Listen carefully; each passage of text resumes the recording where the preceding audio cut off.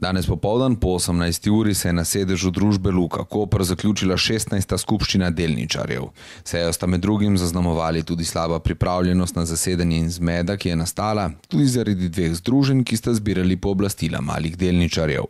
Napovedana seja bi se morala začeti ob 13. uri, vendar organizator očitno ni bil kos zastavljeni nalogi. Zaradi zapletov pri ugotavljanju veljavnosti posameznih pooblastil se je le-ta začela z 2,5-urno zamudo.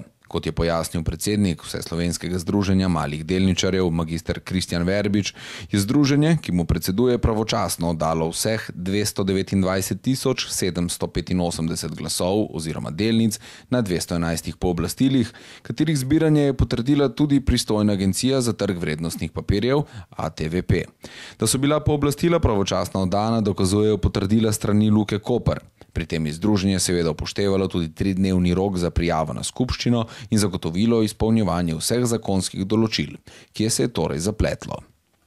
Ja, dajte, preden podpišem, mi povejte, koliko vam piše glasov dol. Vi jih imate 14.680? Ne bo vdržalo. Jaz imam 125.200 glasov. In ne bomo dovolili, da se en sam glas in ena sama delnica ne upošteva od ljudi, ki so nam zaupali svoj glas. Ja, pa so fascikli, pa se pogledajte. Ne, tukaj je registracija, ne pridejo fascikli sem in jih poglejmo. Mislim, da bomo zelo hitri, ker verjetno veste, kateri pooblastitelji so to. Pa se posvetimo mi delu, a bi bili tako karjazni. Jaz mislim, da transparentnost je pa vsaj tej točki potrebna. Transparentnost je dosti drugič. Jaz bi želela, da prekinete, prosim, da pogledamo v meru. To je katastrofa, kar se zdaj dogaja. Nam so 1/4 glasov stran od 4 in sicer na osnovi tega, da še vedno niso predložili, zdaj 10 minut že čakamo, tistih pooblastil na osnovi katerih so naša anulirali. Zdaj ne vem, kakšen je nadzor nad to zadevo, ampak to je katastrofa.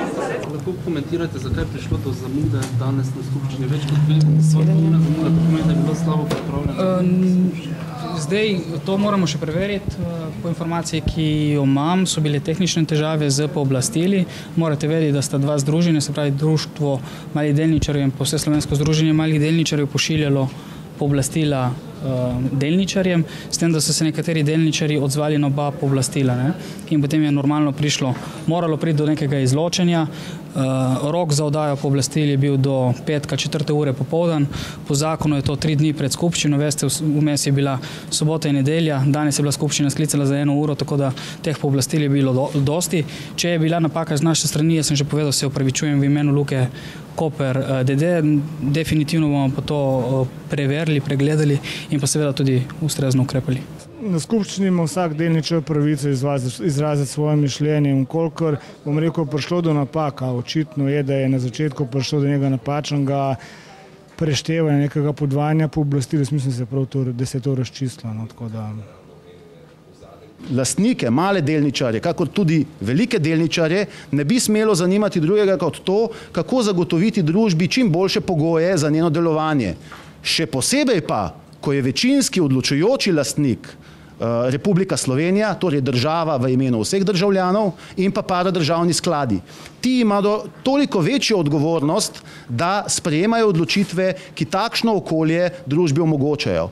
Žal ocenjujemo, da smo navkljub našim pozivom in konstruktivnemu delovanju z vsemi predlogi, objavljenimi že takoj ob sklicu skupščine in pa v procesih in postopkih, ki so v zvezi z oblikovanjem novega nadzornega sveta potekali, vsaj kar se tiče Vseslovenskega združenja malih delničarjev, že vse od februarja naprej, ko smo pošiljali pozive na vse relevantne naslove, torej ne samo v Luki Koper, pač pa tudi odločevalcev, ki imajo na skupščini največjo moč odločanja, torej pristojna ministrstva, njihove predstavnike, paradržavna sklada in pa seveda pristojne organe v Luki Koper. Moram protestirati, nismo prejeli od nikogar nikakršnega odgovora. In to kaže na tisto raven in tisto kulturo upravljanja družb, ki je v v Luki Koper žal še vedno prisotna. Naj izpostavim tudi to. Naše združenje je bilo ustanovljeno v sredini leta 2005, neposredno po takratni skupščini Luke Koper, ko smo bili sicer od drugih upravljavcev premoženja in lastništva Republike Slovenije deležni podobnih ravnanj. Ravnanj, ki so bila ne upoštevaje interes malih delničarjev in brez obrazložitev in razlogov, ki bi morali biti podani tudi državljanom v zvezi z ravnanji, ki lahko ogrozijo delovanje ali pa ki pomenijo neke razmere, ki niso normalne za družbo, seveda temu primerno stvari vsaj pojasniti in obrazložiti.